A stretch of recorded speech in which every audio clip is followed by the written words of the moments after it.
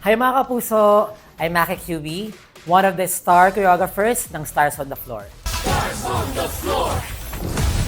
For this special episode, ang mga napunta sa akin ay all girls, na which is sila Thea, Dasuri, Kakay, Liza, and Faith. So, ang napunta sa aming theme ay Majorette. Ayan. So, ang music nila for this episode naman is Beyonce na Baby Boy.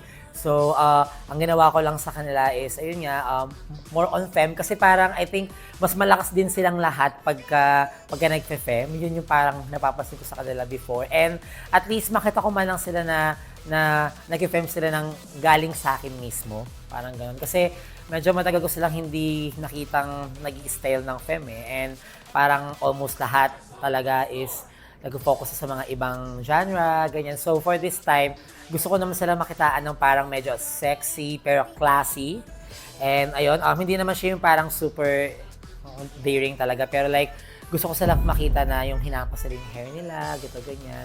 Yung challenging lang talaga sa kanila dito is yung mga time talaga nila for the rehearsal. Kasi, may mga kanya-kanya silang ganap. And doon kami mismo nagkaka-aberya sa mga yung hindi sila nagkakasabay-sabay ng pagre-rehearse for this piece, ganyan. And medyo mahirap lang yung pagkatatapusin ko siya with blocking. Kasi ang gusto ko, pagka nag-stage kami, okay na agad. And ayun, parang feeling ko doon lang talaga kami medyo na nagkakapalya. Pero doon naman sa buong piyesa, hindi naman sila nahirapan actually. Ang naging maganda noon is nakikita ko sila na feel nila yung mga nagawa kong choreo para sa kanila. Tapos, yun, happy naman sila for this piece na masasayaw na for this episode. Okay, si Ate Liza actually, dun sa Femme, nakita ko talaga siya ng more on jazz talaga siya eh. Parang more on jazz talaga yung parang atake niya. So parang this time, medyo nakita ko siya ng parang nagpursige siyang matuto talaga ng Femme. Kasi medyo jazz nga rin kasi talaga yung parang atake niya dito for this episode. And ayun, tuturuan ko siya kung paano maging flow muna. Ganyan kung paano medyo maging sexy pero classy, parang gano'n yung parang atake.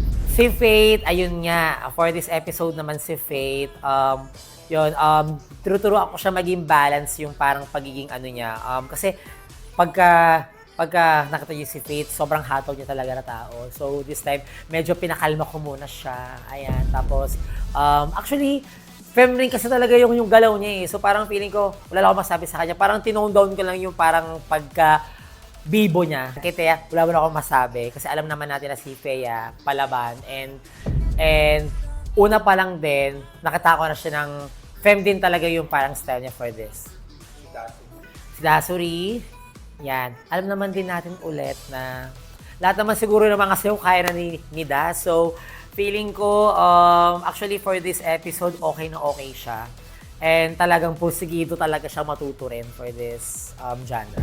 Yon, si Kakay. Actually, sobrang cute ni Kakay kasi parang ano siya eh, di ba pagka nakikita niyo siya, cute na girl. Pero this time, nag-level up siya for this piece kasi yun nga, nilagyan ko nga siya ng parang sexiness, parang ganun. So, pero all good naman dun kay Kakay kasi pinush siya talaga yung self niya for this. Nako, sobrang abangan niyo yung prod nila na sobrang makita niyo yung hataw, sexiness pero classy. Tapos, yung mga dynamics kung paano nila tinutodo yung choreography ko. So, ayan yung antay. Stars on the floor!